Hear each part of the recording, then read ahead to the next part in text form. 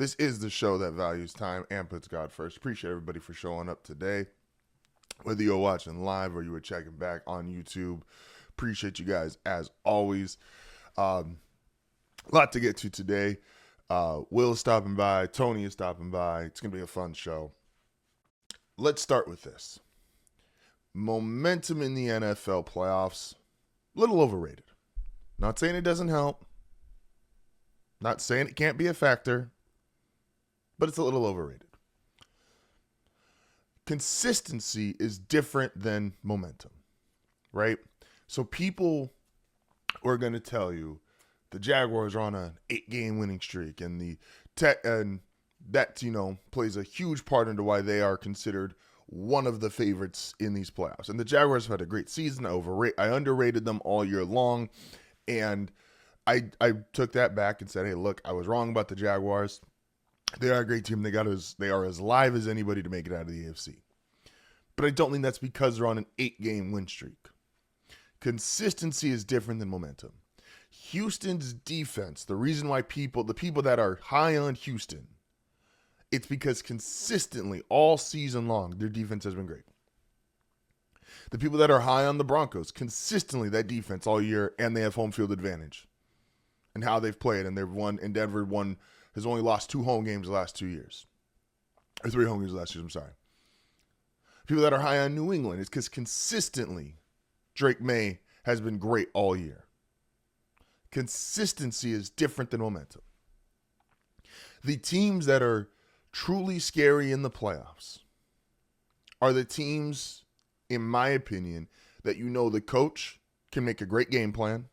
These are the McVays, the Shanahans, the Paytons. Cohen, we'll see if he's going to put himself into that class with this playoff run. And D'Amico Ryans and the DC for the Houston Texans. Those are the teams when you can put together a great defensive or offensive game plan. They're scary. That's more important than momentum, because this isn't baseball where it's best of 5 or best of 7. This isn't the NBA where it's all best of 7. This is single elimination. Who can be better on that given Saturday, Sunday, or Monday? So I'm not worried. And the reason, if you want to pick the Jaguars, and that's a very live pick, that's a valid pick, then it's because you believe Liam Cohen can make a game plan to beat the Buffalo Bills and then go on the road again, potentially, and beat a New England or Denver. If you believe in New England, because you believe in Josh McDaniels' ability to game plan and get Drake May in the position he needs to beat the Chargers and beat anybody else who's going to come through New England. This is why the teams I'm probably the least excited about are a team like, in my opinion, the Bills, who, yes, they have Josh Allen, but I have lost a lot of faith in Sean McDermott as of late. And I don't believe the game plan he's going to put up, despite the fact the Bills have had a better second half of the season than first, I don't believe he's going to be able to consistently scheme up and have a game plan that is going to get the Bills able to get all the way to the Super Bowl, despite the fact they have the best player in that side of the bracket and maybe the best player on either side of the bracket. It's not just that Stafford is going to be the MVP. It's look at his coach. I believe in his coach's ability to game plan. He's already gotten to 2 Super Bowls. He's been in this environment before. The ability, it's not a luck thing. It's not it's who is better that day. And it is almost every time in that situation of who could be better in that one given day is game plan and schematics. And McVay, great game plan guy. Shanahan, great game plan guy. I don't think we were on group chat last night when we were talking Niners-Eagles. Will and I picked the 49ers to win, but all 3 of us agreed the Eagles are the better team. They're the better roster. They've got more momentum. You could argue the momentum is probably similar with them, but nobody really believes in Nick Sirianni / Kyle Petullo's ability to game plan the same way you believe in Kyle Shanahan's ability to game plan. We just don't. That's the reality of it. So when you're looking at the momentum of, oh, Houston's won this many straight games, I don't really care how many consecutive games Houston has won. I know how great that defense has been all season, how consistent they've been, and that unit is good enough to say, okay, if they're going to make a run in these playoffs, this is how they're going to do it, and that defense is scary. No one believes in Denver's momentum. Denver's won, I keep seeing the Patriots stat, 13 of 14 games. Denver started 1-2, went 14-3, and nobody's worried about that. No one's talking about their momentum, but it's in Mile High, home field advantage throughout the playoffs, Sean Payton's ability to game plan, Vance Joseph's ability to game plan. This is what made the Chiefs dangerous year in, year out, is that Andy Reid and Steve Spagnuolo, the Chiefs' momentum was never truly a factor. It was they maybe had the best offensive game plan and defensive game plan on any single night. And that stuff matters. So momentum is different than consistency. And momentum, little overrated. Consistency, that's what you need in the NFL. You need consistency and a good game plan. Somebody who could draw up a good game plan. Let's also go to another theory that I never want to say I agree with Nick Wright, but I think he is correct on this. And he's not the only person I've heard say it, but he's the last person that made me go, oh yeah, this is correct. And that is, the NFL should have never expanded to 7 playoff teams. They just shouldn't have done it.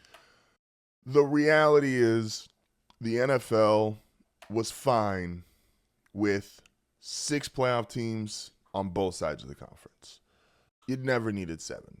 The 7 seed has only won 1 game, and that was the Packers-Cowboys game. Otherwise, now, some people, there is a lot of money going to the Chargers this weekend, Chargers over the Patriots. Even still, it ruined. Going to 18 weeks was already tough for the NFL, and there's reasons why I fundamentally don't agree with it, but I get it. Guys are making way more money, and the NFL wants to capitalize on that. But because you had the 7th playoff team, you just ruined a lot of Week 18 games. Like, the Chargers just getting to sit everybody against the Broncos. If the 7th seed didn't exist, that wouldn't have been a possibility.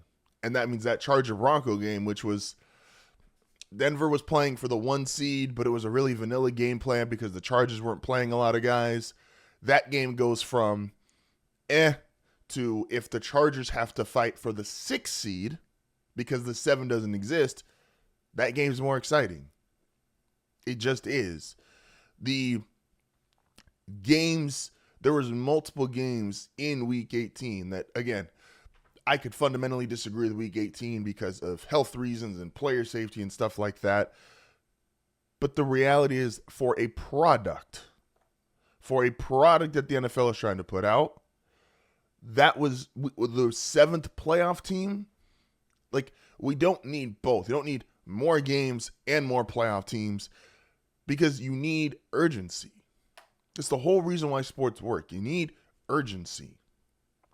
Like, one of the NBA's problems, and the NBA hasn't put out a great product this year, but one of the NBA's problems and Major League Baseball's problems is because there's so many games that if you root for a team like I do in the New Orleans Pelicans, you're out of it already. They're 10-30. I don't know if they're 10. I think they're 9, maybe it's 9-31 now. 9-31, 10-31, something like that. There's not a lot of urgency in their games outside of all they're playing for is, can their 2 rookies continue to improve, and can they figure out a rotation at potential head coach? But that doesn't create urgency for the average fan who just wants to watch a competitive basketball game. They're not playing for anything. And in the NFL, the one thing you have in football, NFL, college football, the thing you have over everybody is urgency due to the lack of the amount of games played. And so if you're going to have this 7th playoff team, which is going to flat out pull into your urgency, and now your urgency is not as high, it just isn't because your Week 18 games don't mean as much, what are we doing? Why do you want that many teams? And yes, I'm aware.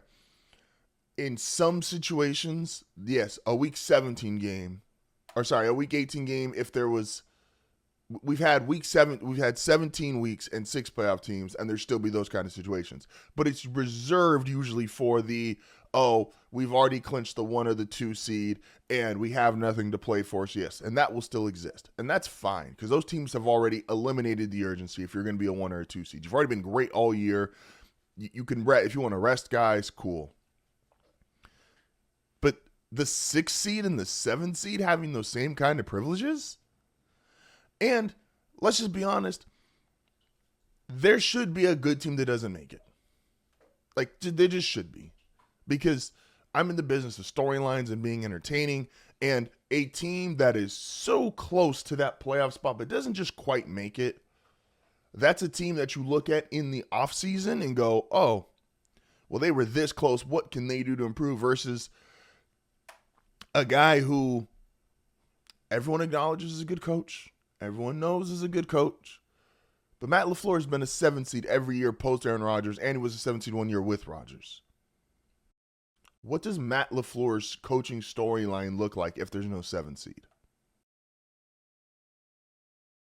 Just asking. Like, we just didn't need additional playoff teams. And the 1 and 2 seed should both have buys. Like, I understand, again, in a 7-man format, why they only want to do it to the 1, but that does give an overwhelming advantage theoretically to the 1 seed versus the 1 and 2 seed should be on like the Patriots and Broncos won the same amount of games. And obviously I'm a little biased, but I think the Broncos are slightly better overall as a team. Obviously the Patriots have the better quarterback, but the Patriots should have a bye.